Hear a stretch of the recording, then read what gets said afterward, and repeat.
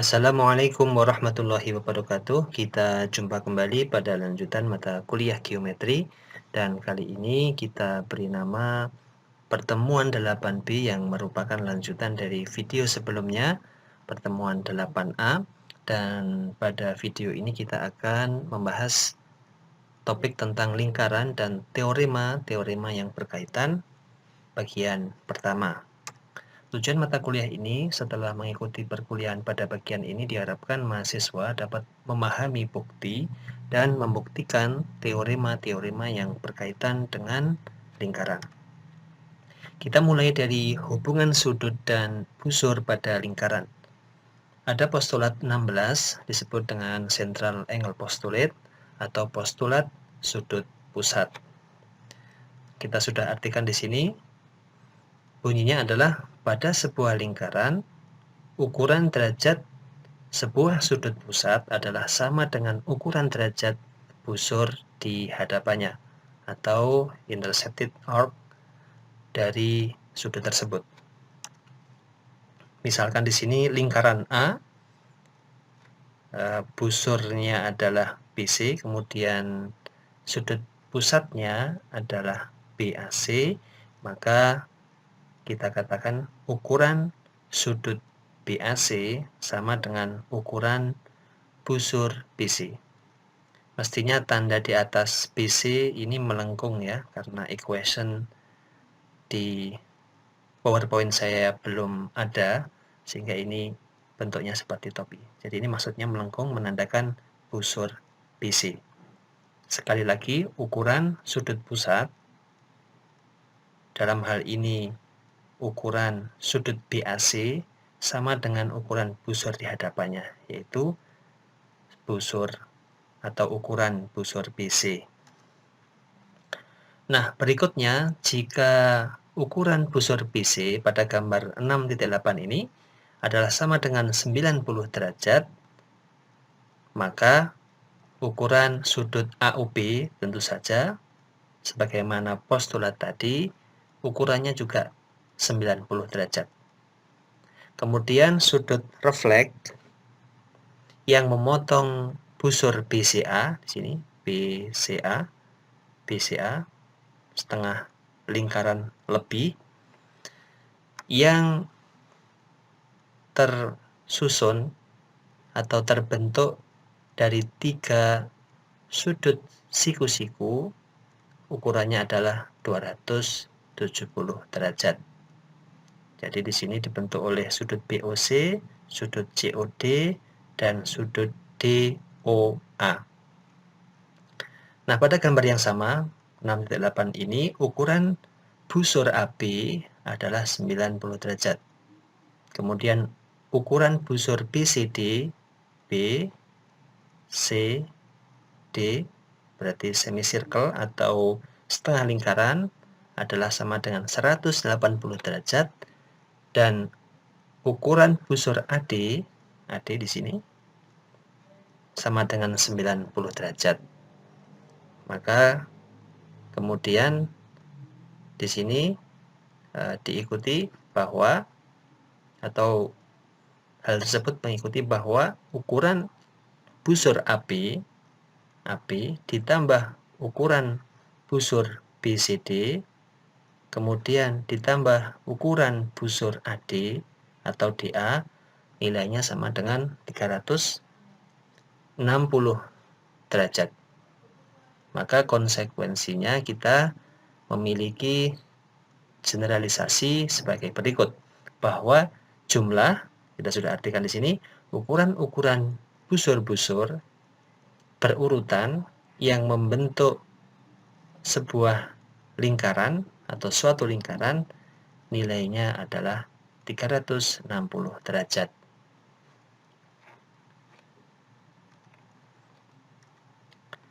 Nah, pada lingkaran Y, gambar 6.9, jika ukuran sudut XYZ, berarti ini juga merupakan sudut pusat karena titik sudutnya adalah merupakan pusat lingkaran Y, maka ukuran busur XZ ini busur di hadapannya atau intercept arc, nilainya juga 76 derajat. Ya, menggunakan postulat sudut pusat tadi.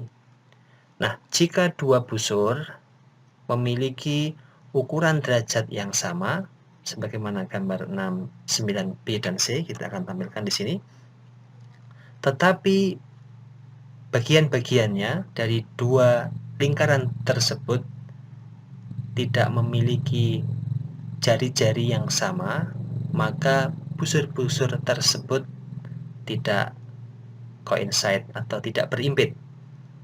Jadi misalkan di sini di gambar B lingkarannya lebih kecil daripada lingkaran pada gambar C. Jadi meskipun di sini ukurannya sebenarnya 40 derajat, tetapi karena jari-jari pada gambar B ini lebih kecil daripada jari-jari pada gambar C, maka kita katakan dia tidak berimpit. Sehingga pengamatan atau observasi ini mengarahkan kita pada definisi pada slide selanjutnya ini. Jadi definisinya pada sebuah lingkaran atau pada lingkaran-lingkaran yang kongruen, busur yang kongruen adalah busur-busur yang memiliki ukuran yang sama. Jadi ini wajib dipenuhi pada lingkarannya satu, atau lingkarannya lebih dari satu tetapi kongruen. Ingat, kalau dua lingkaran kongruen maka wajib jari-jarinya sama. Nah, untuk lebih memperjelas definisi dari busur-busur yang kongruen berdasarkan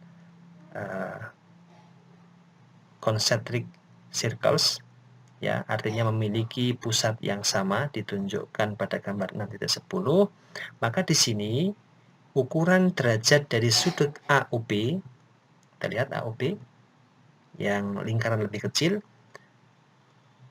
jadi pada lingkarannya lebih kecil, sebenarnya sama dengan ukuran derajat dari sudut COD.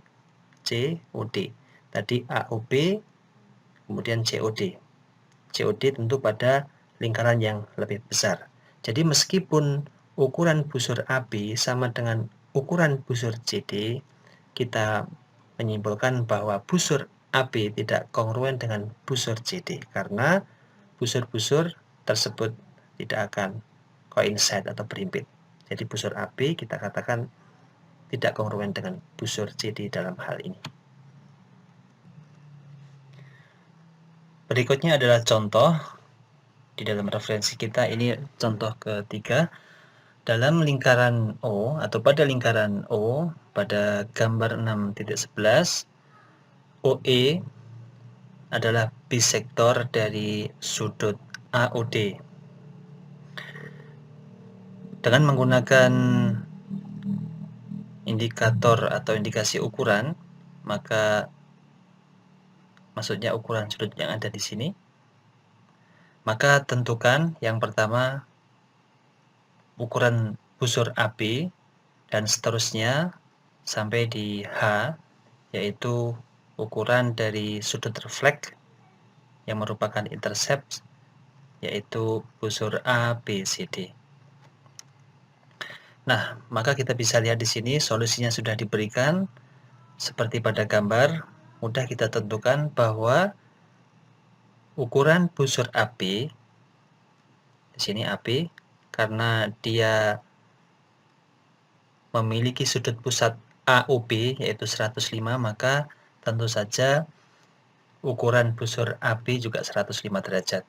Kemudian yang B, ukuran busur BC berarti sama dengan ukuran sudut pusat BOC, nilainya 70 derajat.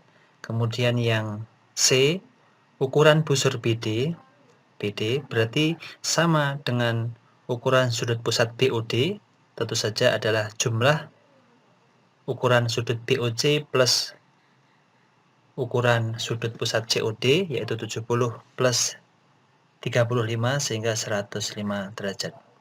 Kemudian yang D, ukuran sudut AOD.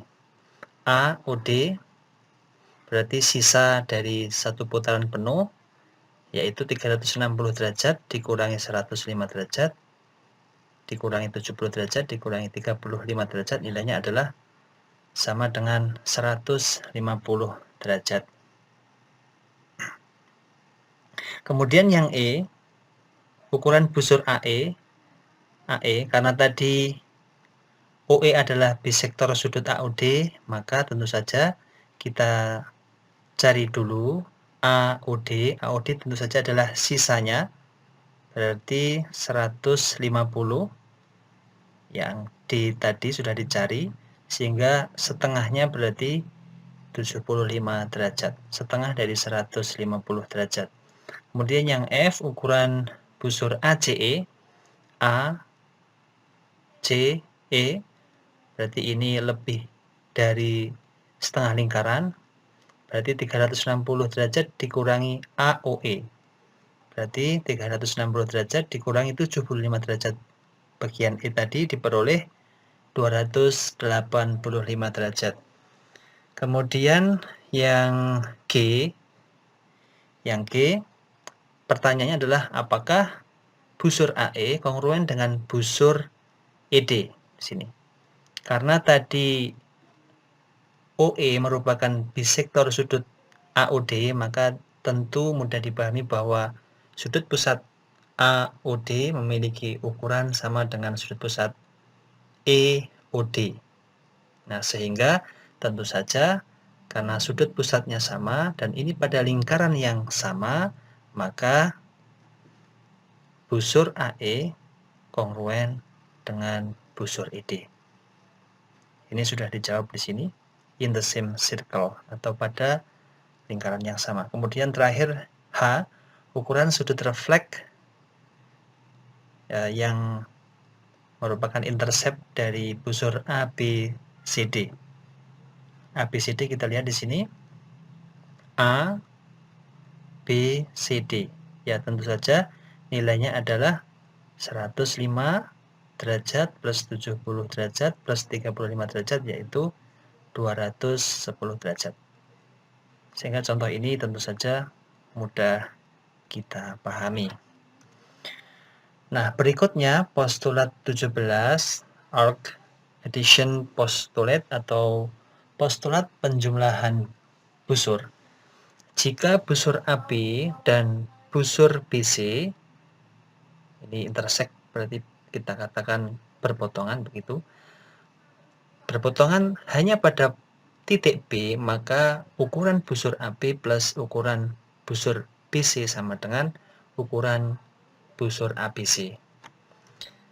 Kita akan lebih mudah lihat pada sketsa di sini diberikan pada gambar 6.12 bagian A. Di sini ketika ukuran busur AB ditambah ukuran busur BC sebagaimana ditunjukkan pada gambar ini adalah sama dengan ukuran busur ABC di sini, maka kita mengatakan atau dikatakan bahwa titik B adalah terletak di antara A dan C pada lingkaran O. Mudah dipahami, jadi ini busur AB, ukuran busur AB ditambah ukuran busur BC sama dengan ukuran busur ABC, maka B kita katakan terletak di antara A dan C pada lingkaran O. Nah, titik ABC yang diberikan pada lingkaran O sebagaimana ditunjukkan dalam gambar ini, misalkan bahwa jari-jari OA, kemudian OB, kemudian OC kita hubungkan. Jadi ini gambarnya sudah jadi, ya. Maka selanjutnya kita bisa mengatakan bahwa besar sudut AOB, berarti AOB sudut pusat, plus besar atau ukuran sudut BOC, juga merupakan sudut pusat, sama dengan ukuran sudut AOC. Ini tentu mudah dipahami ya, kita masih ingat angle addition postulat atau postulat penjumlahan sudut. Sehingga karena ukuran sudut pusat AOB sama dengan ukuran busur AB, ya sama dengan ukuran busur di hadapannya, maka berlaku ini ya. Jadi diperolehlah dari pernyataan ini, diperolehlah ukuran busur AB plus ukuran busur BC sama dengan ukuran busur ABC. Nah, kemudian postulat penjumlahan busur dapat dengan mudah diperluas dengan melibatkan lebih dari 2 busur. Pada gambar 6.12b, misalkan di sini ukuran busur RS ditambah ukuran busur ST ditambah ukuran busur TQ di sini nilainya sama dengan ukuran busur RSTQ, ya, atau ukuran busur RQ, ya. RQ kita tulis ya karena RQ adalah minor. Jadi ini minor ditulis RQ. Jika ukuran RS sama dengan ukuran ST, maka poin S disebut dengan titik tengah dari busur RT. Jadi jika busur RS ukurannya sama dengan busur ST, maka S ini disebut dengan titik tengah dari busur RT. Atau dengan kata lain, RT terbagi dua, ya, maksud saya pada titik S. Berikutnya kita akan membahas sudut keliling atau inscribed angle pada lingkaran. Definisinya adalah sebagai berikut. Sebuah sudut keliling pada sebuah lingkaran adalah angle atau sudut yang verteknya atau titik sudutnya adalah sebuah titik pada lingkaran atau sebuah titik yang terletak pada lingkaran dan kaki-kakinya atau sisi-sisi sudut tersebut adalah chords atau tali busur dari lingkaran. Kita bisa melihat di sini pada gambar 6.14, sudut B atau sudut ABC itu merupakan inscribed angle atau sudut keliling lingkaran O karena titik sudutnya adalah titik B terletak pada lingkaran. Dan kemudian kaki-kakinya yaitu AB dan CB merupakan tali busur lingkaran O. Nah, berikutnya adalah teorema 6.1.2. Kita bisa melihat di sini teorema ini berkaitan dengan sudut keliling suatu lingkaran. Bunyinya adalah ukuran sudut keliling suatu lingkaran adalah setengah dari ukuran busur di hadapan sudut keliling tersebut atau setengah dari intercepted arc. Dapat juga kita katakan bahwa ukuran sudut keliling suatu lingkaran adalah setengah dari ukuran sudut pusat yang menghadap busur yang sama. Kita bisa ingat kembali postulat 16 bahwa ukuran sudut pusat adalah sama dengan ukuran busur di hadapannya. Nah, bukti teorema ini kita akan sajikan pada bagian ini dan kita bagi menjadi 3 kasus. Kasus yang pertama seperti ini, sudut pusatnya berada seluruhnya berada pada interior sudut keliling. Kemudian kasus yang kedua, salah satu kakinya berimpit seperti ini. Kemudian kasus yang ketiga, posisinya seperti ini. Nah, dari ketiga kasus ini maka berlaku bahwa ukuran sudut keliling dalam hal ini ukuran sudut BDC baik ini maupun kasus yang kedua maupun kasus yang pertama adalah setengah dari ukuran busur di hadapannya yaitu busur BC. Ini melengkung harusnya ya. Nah, karena ukuran busur sama dengan ukuran sudut pusat maka sama dengan lagi setengah ukuran sudut pusat yaitu sudut BAC. Nah, kita buktikan kasus yang pertama terlebih dahulu. Buktinya adalah pertama buat diameter lingkaran A, di sini lingkaran ini pusatnya di A, yaitu AE. Ya, jadi maaf di sini harusnya DE ya. Ini salah ketik, seharusnya DE. Jadi dari D ditarik diameter, tentu saja melalui pusat, kita namakan DE. Kita perbaiki nanti ini bukan AE tetapi DE, seperti ini. Kemudian diperoleh AD kongruen AB kongruen AC. Nah, ini mengapa? Silahkan diberikan alasan yang tepat, kita beri poin atau nomor A. Nah, akibatnya segitiga ADC, ADC, dan segitiga ABC, AB, ya ini bukan ABC ya, tetapi ABD. Ini salah ketik lagi, seharusnya ABD. Ya, nanti diperbaiki. Sekali lagi, segitiga ADC dan segitiga ABD merupakan segitiga sama kaki. Ini akibat dari pernyataan sebelumnya atau di sebelah atasnya ya. Nah, sehingga diperoleh sudut ADC kongruen dengan sudut ACD. Nah, kita mengingat kembali prinsip pada segitiga sama kaki. Kemudian dengan alasan yang sama, sudut ADB ini ADB kongruen dengan sudut ABD. Alasan keduanya sama. Silahkan diberikan alasan yang tepat. Sudah saya singgung menggunakan prinsip pada segitiga sama kaki. Nah, padahal ukuran sudut CAE itu sama dengan ukuran sudut ADC plus ukuran sudut ACD. Nah, ini mengapa kita ingat kembali bahwa sudut CAE merupakan sudut eksterior segitiga ADC. Nah, silakan diberikan alasan yang tepat. Kemudian kita kombinasikan langsung, karena tadi ini kongruen, sudut ADC dan sudut ACD kongruen, maka yang sudut ACD saya substitusi, sehingga nilainya sama dengan 2 kali ukuran sudut ADC.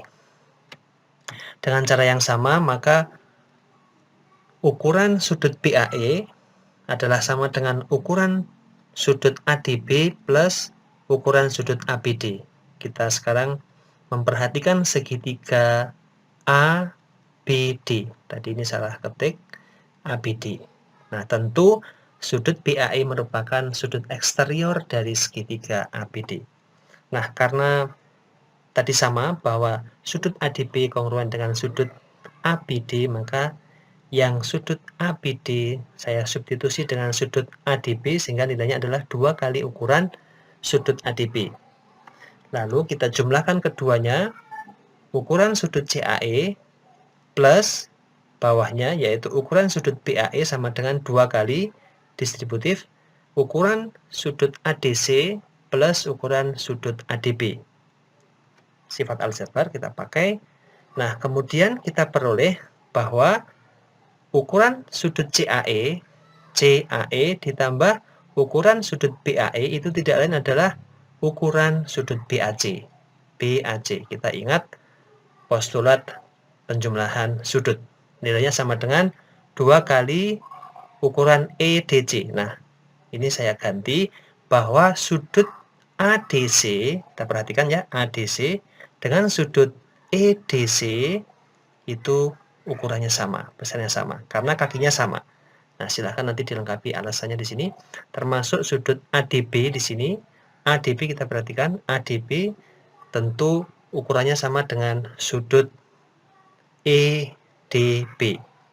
Nah, nilainya sama dengan ukuran 2 kali ukuran sudut BDC, karena ukuran sudut EDC plus ukuran sudut EDB nilainya adalah ukuran sudut BDC. Nah, sehingga ketika kita balik, ukuran sudut BDC tidak lain adalah setengah dari ukuran sudut BAC. Nah, karena BAC sudut pusat, maka ukurannya sama dengan busur di hadapannya, tidak lain adalah ukuran busur BC. Sehingga pernyataan atau teorema 6.1.12 untuk kasus 1 terbukti. Nah, berikutnya bukti teorema 6.1.2 untuk kasus yang kedua. Sketsa atau ilustrasinya seperti pada gambar ini. Kaki sudut dari keduanya berimpit. Maka buktinya ini cenderung lebih mudah. Jadi gambar di samping, maka sudut BAC merupakan sudut eksterior dari segitiga ADC. Sehingga diperoleh bahwa ukuran sudut BAC sama dengan ukuran sudut ADC plus ukuran sudut ACD. Nah, padahal segitiga ADC itu merupakan segitiga sama kaki, dikarenakan AD kongruen AC. Tidak kita beri alasan, tentu saja alasannya adalah keduanya merupakan jari-jari lingkaran A. Nah, sehingga diperoleh sudut ADC kongruen sudut ACD. Nah, ini alasannya sama dengan sebelumnya pada kasus 1 tadi. Kita beri poin F, silahkan diberi alasan yang tepat. Nah, maka dari persamaan bintang diperoleh ukuran sudut BAC sama dengan ukuran sudut ADC plus ukuran sudut ADC. Kita substitusi. Sudut ACD-nya kita ganti dengan sudut ADC karena kongruen dengan sudut ADC. Sehingga diperoleh 2 kali ukuran sudut ADC. Sehingga ukuran sudut BAC diperoleh hasil akhir 2 kali ukuran sudut ADC tadi di sini. Nah, sama dengan ukuran sudut BDC. Karena sudut ADC dalam hal ini sama dengan ukuran sudut BDC karena kakinya berimpit. Nah, sehingga ukuran sudut BDC adalah sama dengan setengah dari ukuran sudut BAC. Nah, sama dengan lagi setengah dari besar atau ukuran busur BC. Karena BAC adalah sudut pusat, maka besarnya sama dengan ukuran dari busur BC.